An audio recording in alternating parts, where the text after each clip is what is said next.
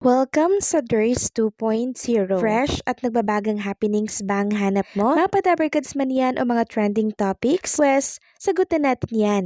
Kaya naman isubscribe nyo na ang ating channel para sa mga nagbabagang balita everyday. So, ayun, welcome back again sa ating YouTube channel mga kadabarkads. And for today's video, ang pag-uusapan natin ay tungkol sa mga importanteng kaganapan sa loob at sa labas ng Itbulaga. So, kanina nga po, mga singing queens na naman po ang bumungad dito po sa live ng Itbulaga. So, sila po talaga ay binibigyan ng extra exposure nang sa ganun ay mas lalo po siyang makilala.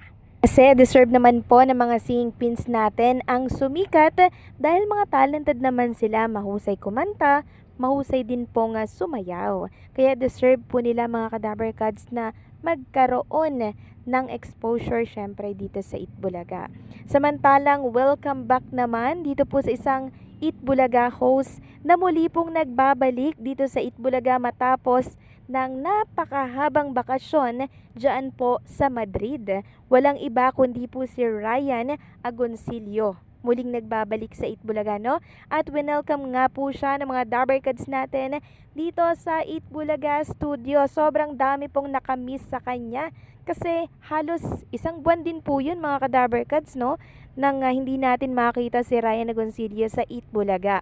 Pero bumabalik at bumabalik syempre dito po sa Noontime Show. And since present na nga po si Ryan Agoncillo, si Paula Ballesteros po balik na din dito sa Sugod Bahay mga kapatid kasama po ni Jose and syempre ni Wally Viola. So buo na po yung tambalang Jowa Pau. And kanina nga po nandirito sila sa barangay Santo Tomas, Pasig City. So, ang dami na naman pong nagpa-register ng mga Dabarkads natin dyan. And alam nyo po ba kahit 5,000 lamang po ang mga binibigay na papremyo, sobra-sobrang nagpapasalamat ang mga nabibiyaan po ng ganoong kalaking halaga. Kasi syempre mga Kadabarkads, malaking tulong na din po yun para po sa kanilang pang-araw-araw na gastusin, di ba?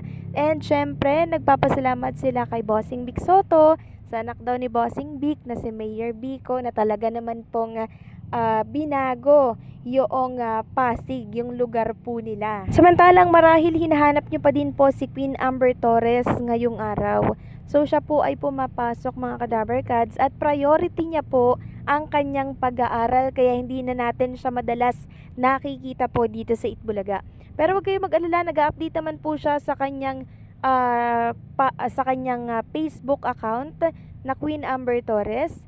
And kahapon nga po nagbigay siya ng statement tungkol ito sa mommy niya. Sabi niya, "Happy birthday mommy, ito din ang date na nakita po ako sa TV. Sa mismong araw po ng 40th birthday mo po. Sabi mo po noon, kahit wala tayong handa, masayang masaya po tayo.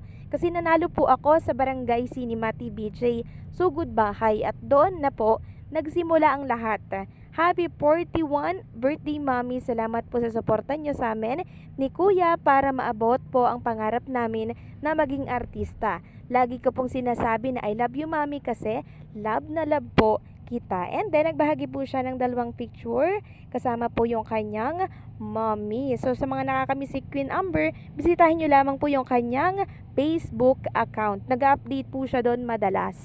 Samantalang kanina naman mga Kadabarkads, pinakita po or plenex dito sa live ng Itbulaga itong book of record nila na kung saan nakatala nga po dito yung ginawa ng Itbulaga na bayanihan para po doon sa mga plastic bottle na kung saan ay dinodonate po nila yon mga Kadabarkads para makabuo po ng isang silya po ng giging upuan mga Kadabarkads. Ito mga plastic bottle at malaking tulong yun syempre sa ating mga kalikasan. So salip na sinusunog, 'di ba? Ito po ay nire-recycle pa. And sana nga po ibalik ito mga Kadabarkads sa Sugod Bahay. Ito po yung ipalit nila doon sa Walis Tambo. Kasi double purpose po dinodonate nila ito para gawing silya at kung ano-ano pong mapapakinabangan pa ulit.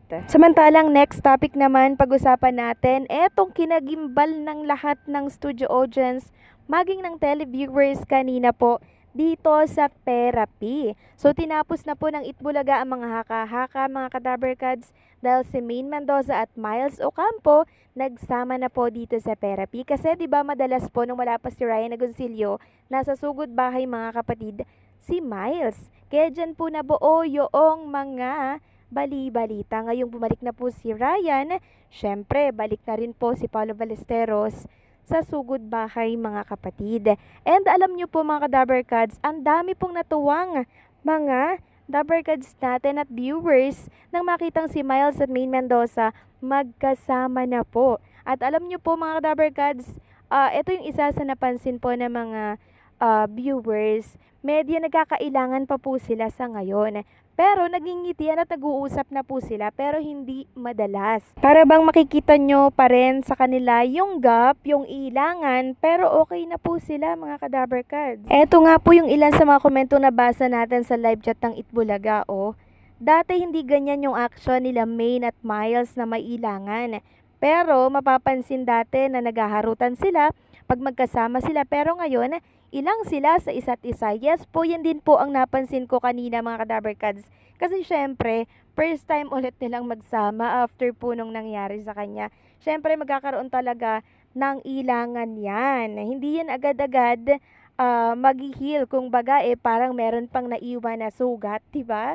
Kaya, syempre, kailangan po muna nilang mag-heal parehas. So marahil na itatanong po ninyo na bakit po kaya sila ay nagsama na dito sa therapy. So ito po yung isa sa mga nakikita ng ating mga Dabarkads. Kinausap sila ng management po ng TBJ Production para matapos na yung haka-haka na nagsi-circulate ngayon sa mundo ng social media kasi sobrang viral po yung issue ni Maine and Miles Ocampo ngayon. Kaya yung TBJ Production and Management mo nila parehas, syempre, pinag-usap yung dalawa para sa show. Dapat mag-aayos sila, 'di ba? And ngayon, mukhang okay na naman sila. And nakita ko nga po kanina, nagngitian sila tapos nagbulungan sila mga Kadaberkads. So sana ito na yung simula po ng pag-aayos ni na Maine and Miles Ocampo, yung ginawa po ng management ni Maine and Miles. Isa lang naman sila ng management, 'di ba?